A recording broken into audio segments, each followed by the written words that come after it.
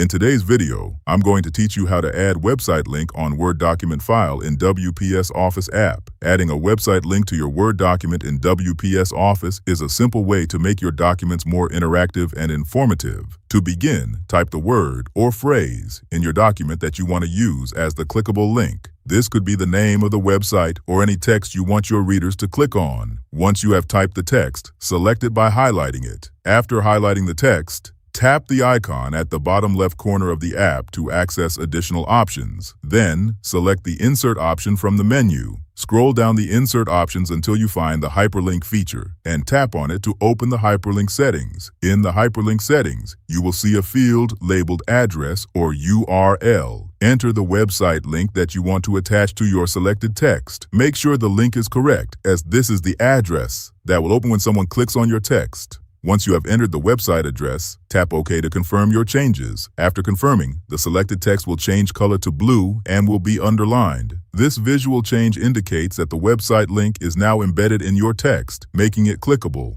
Anyone who clicks on this text will be directed to the website you added, which makes your document much more engaging and professional. Adding hyperlinks in your documents can be very useful for reports, presentations, and shared files, allowing readers to quickly access references or external resources without leaving your document. You can repeat this process for multiple links in the same document to provide easy access to additional information. With this method, your WPS Office Word documents can become more interactive and resourceful, helping your audience navigate to important websites directly from your file. It's a quick and easy feature that enhances the usability and professional appearance of your documents. If you found this video helpful, let me know in the comments. Give it a like, subscribe to the channel, and don't forget to hit the notification bell.